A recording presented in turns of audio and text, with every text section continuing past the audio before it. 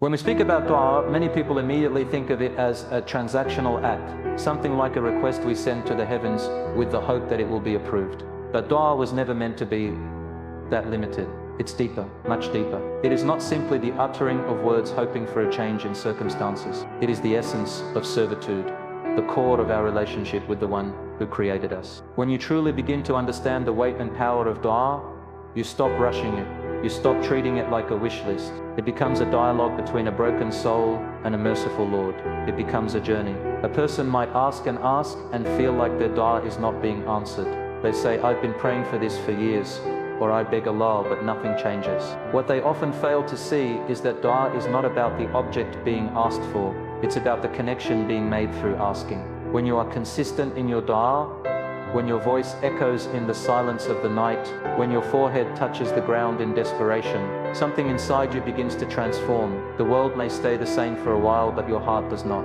There are moments when you'll make dua and feel like it disappears into the air. There's no response, no sign. In these moments, shaitan comes to whisper, see, it's useless. Stop asking. It's not working. But these are the most critical moments, the test of sincerity. Are you making dua because you believe in the power of Allah, or just in the power of your desires? Are you truly seeking Him, or just seeking a result? Some people think that dua should instantly bring a miracle, but the greatest miracles happen inside the heart. There was a time in your life when you made dua while your heart was hard, your mind distracted, but pain came, loneliness came, a heartbreak came, and suddenly your dua changed. Your voice cracked, your eyes welled up, your entire soul was begging. That's when dua begins to take its real shape. That's when the conversation with Allah becomes real, not rehearsed, not memorized, but personal. You see, Allah doesn't just want your dua to be answered. He wants you to become a person of dua. That's different. A person who turns to Him not only when they're in need, but because they love speaking to Him, because they've tasted the sweetness of telling Him what's in their heart. You can tell Him things you've never told anyone. You can confess your sins, your hopes, your brokenness, and you won't be judged. You'll be loved more for it. When you ask people too much, they get annoyed. But when you ask Allah too much, He loves you even more.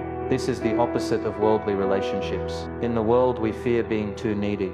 But with Allah, neediness is a form of closeness. The more you need Him, the more beloved you are to Him. The more you rely on Him, the more He responds. Maybe not how you want, but how He knows is best. Now sometimes we forget that there are forms of dua that are answered in ways we don't recognize. You might ask for ease, and instead Allah gives you strength. You might ask for love, and instead He gives you self-worth, so you stop settling for harm. You might ask for wealth, and He gives you contentment, which is far richer. The answers come, but not always in the form you expected. If He answered everything you asked exactly as you asked, would you even grow? Would you even change? The beauty of delayed dua is that it refines the soul. It strips away the ego. It teaches humility. A person who's desperate in dua becomes a person who's aware of their weakness and Allah's greatness. That's why sometimes the best thing that can happen to you is that your dua is delayed, because in that delay you weep. You turn to Him again and again, and in doing so you draw nearer to Him than ever before. Dua is also a reminder that we are not in control. It teaches you to surrender, to let go, to say, Ya Allah, I tried, I failed, I can't, but you can. There is a moment in dua when your voice trembles, and your eyes close and your heart breaks, and it's in that very moment that you realize this right here is worship, this pain, this vulnerability, this reliance. It's what you were created for. And yet, even with all this, we still doubt. We think, I've sinned too much. Why would He answer me? But don't you see, dua isn't only for the pure, it's especially for the broken. The Prophet said that dua is the weapon of the believer. Even if you're drowning in sin, even if you feel far, dua is how you return. Just one sincere cry can bring you back. Just one tear of regret can unlock mercy you never imagined. So make dua, even when you don't feel worthy. Make dua, even when you feel ashamed. That shame is part of the dua. That feeling is proof that your heart is still alive. And remember, Allah is closer than you think. He hears the whispers you're too afraid to say out loud. He knows the tears you hide, and He responds. Always, though sometimes in the most unexpected ways. So don't give up on your dua. Don't treat it like a transaction. Treat it like a journey. A sacred, beautiful journey back to the one who has always been there, waiting for you to turn to Him with all that you are. Because in the end, it's not the da'ah itself that changes the world, it's the transformation that happens inside of you when you make it. When someone is truly attracted to you, it shows, not just in words or fleeting glances, but in the subtle yet meaningful signs that reflect sincerity and purity. Their attraction is not rooted in shallow desire or worldly lust. It's embedded in the way they treat you, the way they remember you even in your absence, and how they speak of you with dignity. You notice that their respect for you rises above the ordinary. They're not just curious about your appearance, they're drawn to your character, your faith, your values. They don't rush the process. They don't pressure you into situations that compromise your boundaries. Instead, they protect those boundaries. Because real attraction, the kind that is clean and God-conscious, doesn't degrade you. It honors you. Now pause for a moment and think about da'ah. How many of us treat da'ah like an emergency call, rather than a long-term relationship? How often do we beg for something and then forget we ever asked once we're distracted again? But when your da'ah is sincere, it mirrors those signs of real attraction. Just like a person who's genuinely interested in you will stay consistent and pure in their approach. A person who is sincere in their da'ah stays consistent in their prayers. Even when there's silence, even when there's no sign of the result, there's a clear parallel here. Think about someone who likes you, but doesn't talk about you to others, doesn't make any intentions, doesn't remember you unless you're standing right in front of them. Would you call that sincere? No, you'd question it. Similarly, if we make da'ah only when we're in need, but forget Allah when we're at ease, it shows something lacking in our sincerity. A person who truly loves, truly desires something, remains loyal even in absence. They remember without reminders. They act even without seeing a result. That's the sign of both sincere attraction and sincere da'ah. Let's go deeper. A person who is truly attracted to you will make their intentions clear. They won't hide behind ambiguous words or playful distractions. They think of a future, something lasting, something with substance. They plan in a way that brings honor to you and them. Similarly, when you're sincere in your da'ah, you back it up with action. You don't just say, Ya Allah, grant me a righteous spouse, and then proceed to disobey Allah in search of that person. You don't ask for success in your work, and then neglect your efforts. Da'ah and action walk hand in hand. The same way attraction and intention go together. Words without action are meaningless, both in relationships and in da'ah. When someone cares for you, they protect your name in your absence. They pray for you silently, even if they cannot be close to you. Their concern doesn't die. Similarly, when you are sincere in your da'ah, you keep asking even if the answer hasn't come yet. You mention the same plea day after day, not because you doubt Allah, but because your heart is attached to Him. Because you know that there is no one else who can give you what you seek. And if you're asking on behalf of someone else, a family member, a loved one, or even someone you secretly care for, that da'ah becomes an expression of love that's purer than any word spoken aloud. Another key sign in both attraction and da'ah is patience. If someone is really drawn to you in a respectful way, they won't rush, they won't cross lines. They'll wait, not because waiting is easy, but because you're worth it. Similarly, if your da'ah is for something worthwhile, be it love, success, guidance, forgiveness, you'll wait with hope, not frustration. You'll wait because you trust the one you're asking, just like you trust someone who's sincere with you to take the right steps at the right time. Often, people confuse obsession with love, just like they confuse desperation in da'ah with sincerity. But there's a difference. When someone is obsessed, they want to possess. When someone is sincere, they want what's best for you, even if that means letting go. In da'ah, that means you submit to Allah's will. You say, Ya Allah, I want this. But if you know it's not good for me, then take it away and replace it with something better. That's the maturity of love. That's the maturity of da'ah. You learn to detach your ego and attach your heart to His plan. We should also realize that just as attraction must be purified through purpose, da'ah must be purified through trust. A person may be drawn to you, but if they don't respect your principles, if they pull you into haram, that's not real love, that's selfishness. In the same way, if our da'ah becomes an excuse to demand something that will pull us away from Allah, we must check our hearts. Are we asking for what pleases Him, or just what pleases our nafs? Because the one who truly loves you won't drag you into sin, and the one who truly loves Allah won't beg Him for things that might lead to their own destruction. Sometimes, the strongest da'ah you'll ever make is the one you whisper for someone else, not because they even know, but because their presence in your life made you turn to Allah. And maybe Just maybe, the very reason Allah placed that person in your heart was to soften it, so that you'd call on Him more, cry to Him more, and depend on Him more. That person may or may not stay. That love may or may not be returned. But that dua leaves a mark on your soul, because it taught you how to seek without attachment to outcomes. It taught you how to love through prayer, not possession. In the end, both attraction and fear they test your patience, your sincerity, your intentions. Are you willing to wait for what's right? Are you willing to trust even in silence? Are you praying because you believe in the giver, or only because you want the gift? These questions define everything. So when you find yourself drawn to someone, let your heart respond with a dua that's clean, respectful, and trusting. And when you find yourself making dua, let your life show that you mean it, through patience, action, and full reliance on the one who hears all hearts, even when they speak without words. There are moments in life when everything around you feels like it's falling apart.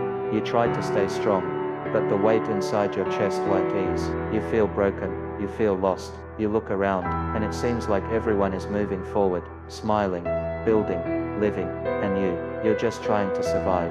You're holding on by a thread, and it's in that moment of pain, that deep and unbearable heaviness, that your heart whispers, Ya Allah, help me. That whisper might feel small, but in the sight of Allah, it echoes louder than any shout, because the pain that drives you to dua, that pain is not a sign of your weakness. It is a sign that Allah is calling you back. You see, people think that strength means never breaking down, that being faithful means always smiling, always patient, never shaken. But the truth is, your pain is part of your journey to Allah. That crack in your heart, that tear that falls when no one sees, that moment when you fall to your knees and can't even find the words, that is worship. That is one of the most beautiful acts of closeness to your Creator. Many of us misunderstand hardship. We see it as a punishment, but Allah, in His wisdom, allows the storm to come not to destroy you, but to push you into dua, to bring you into His mercy. When life is easy, we often forget. When things are smooth, we become independent. But the one who is loved by Allah is often broken in ways that others cannot understand, just so they can taste the sweetness of truly calling out to Him. Think about it. When were your dua the most sincere? Was it when you were at peace, full of comfort, with everything going well? Or was it when you were confused, betrayed, hurt, and you had no one else to turn to? The pain forced you to let go of everyone, everything, and turn fully to Him.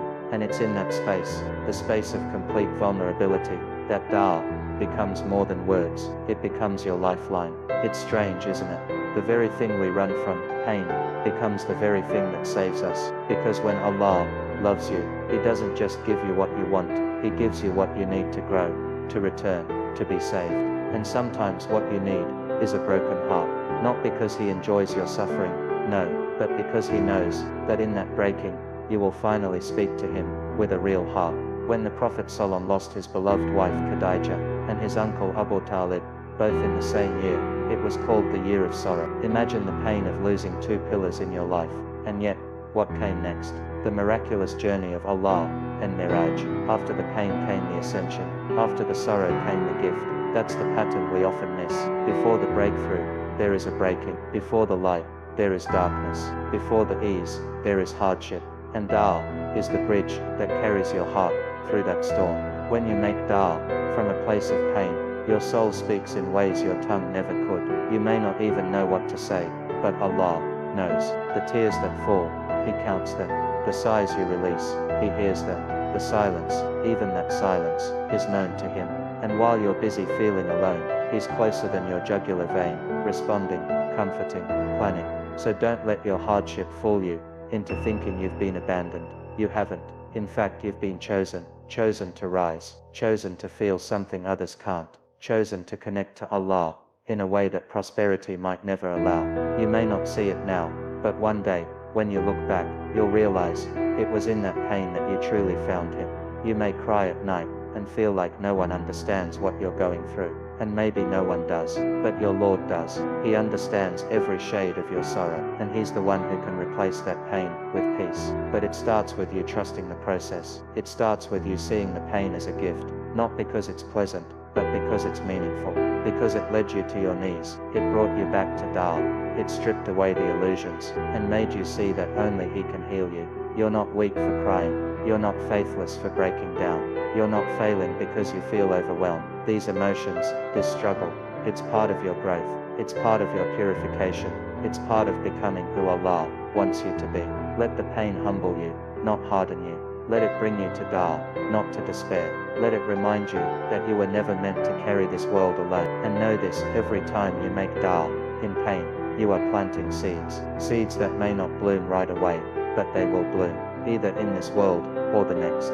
Either in the form you imagined, or in a way far better. But nothing you cry for, nothing you plead for, is ever wasted with Allah. So keep making dal, even if you feel broken, especially if you feel broken, because that brokenness is your access point to the most merciful. It's in that state that your heart is most awake, most real, and Allah does not reject the one who comes to Him in truth. He may delay, He may replace, but He will never ignore. He's listening, right now, even as you read this. He knows, He understands, and He's waiting for you to turn to Him again. Your pain isn't just yours, it's a means to connect, a key to unlock sincerity, a bridge back to your Lord. So embrace it, not because it feels good, but because it leads to something far better than comfort. It leads to closeness, and closeness to Allah is the greatest healing of all. When you find yourself drawn to someone, when your heart starts inclining toward them, when their presence brings comfort, and their absence causes longing, that feeling is not inherently wrong.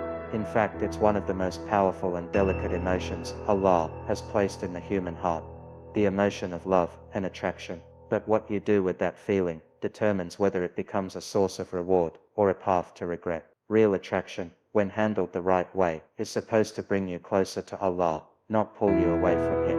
It should elevate your intentions, not compromise your values. If it's genuine, it makes you purify your heart, seek His guidance, and put your trust in Him through dal. In our time, attraction is too often twisted into obsession, flirtation, or disobedience. The feeling is chased impulsively, without any sense of boundaries. But Allah didn't place attraction in us so that we'd lose our dignity in pursuit of it. He placed it so we could build something noble with it. When your heart becomes inclined towards someone, your first step shouldn't be stalking their profile, texting them secretly, or stepping outside the lines of modesty. Your first step should be to look inward and ask yourself, what do I want from this? What does Allah want from me in this moment? And the best response is to raise your hands in dal. You see, dal is the believer's safest place when emotions become overwhelming. It's the one space where you can pour out everything you feel, without shame, without fear, without judgment. You can say, Ya Allah, I feel something for this person. If it's good for me, bring us together in a way that pleases you. If it's not, then remove this feeling from my heart and replace it with peace. That's not weakness, that's strength, that's maturity. That's the kind of love that honors both you and the one you're thinking of. When you make dal about someone you're attracted to, you are putting your trust in the wisdom of Allah rather than the impulses of your heart. Because the heart is fragile, it can mislead, it can exaggerate. Sometimes what you feel isn't love, it's just longing. It's not destiny, it's just desire. And if you let your emotions dictate your actions without checking in with Allah, first you might end up falling into something that looks beautiful on the outside, but is hollow and harmful on the inside. So how do you know if your attraction is sincere? Look at your actions. Are you praying for them, or are you just texting them? Are you asking Allah to make it halal, or are you rushing into what's haram? Are you seeking their attention more than you're seeking Allah's guidance? These questions are crucial, because if your attraction pushes you to compromise your relationship with Allah, then it's not love, it's a test, and you have to treat it like one. Some people think that turning to dal when they're attracted to someone is pointless. They say, what if I make dal and it doesn't happen? What if Allah says no? But this fear comes from a lack of trust. The point of dal isn't to guarantee the outcome you want, it's to hand over your heart to the one who knows what you need. If the person is written for you, they will come to you in the most beautiful, respectful, and peaceful way. And if they're not, then your dal becomes a shield, protecting you from attaching your heart to someone who wasn't meant for your journey. Sometimes you might feel deeply for someone, but nothing moves forward. There are no signs, no returns, no developments. You pray and pray, and yet you don't see the doors opening. That's not Allah ignoring you, that's Allah saving you. Sometimes He sees what you can't. He knows what that future would have looked like. And because you turn to Him in dal, because you entrusted him with your feelings. He removes what isn't good for you in a way that is gentle and silent. Other times, da itself becomes the purifier of your feelings. Maybe your attraction started out a little impulsive, maybe even physical, but because you kept bringing it to Allah, your heart started shifting, your intentions deepened, you stopped fantasizing and started focusing. You didn't just want that person anymore, you wanted what was right, you wanted what would please Allah. And that shift, that is one of the most beautiful signs that your love is becoming something that could be a mercy in your life, rather than a fitna. In the end, every feeling you have is a responsibility. Attraction is no different. You're not sinful for feeling it, but you are accountable for what you do with it.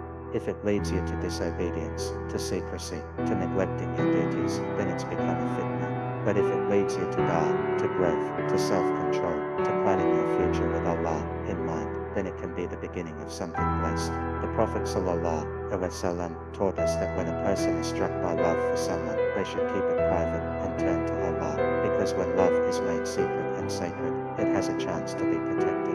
When it's made public and casual, before it's serious, it's easily broken, exposed, and lost. The world doesn't need to know who you love. Allah does. And if He wills it, He'll make it known in the best way, through nikah, through family, through honor. So when you feel yourself drawn to someone, don't panic, don't chase, don't fall into patterns that make you regret. Instead, pause, reflect, raise your hands, and say, Ya Allah, you placed this love in my heart, guide it, purify it, and if it's written for me, bring it to me in the most halal, respectful, and peaceful way, and if it's not, take it away and make me content. That da'ah, made with sincerity and trust, is worth more than all the late night texts and meaningless flirtation in the world. It's real, it's pure, it's powerful, and if love is meant for you, it will come with peace, not anxiety, with clarity, not confusion, and with the permission of Allah, not through disobedience, because anything that starts with da'ah will be guarded by Him.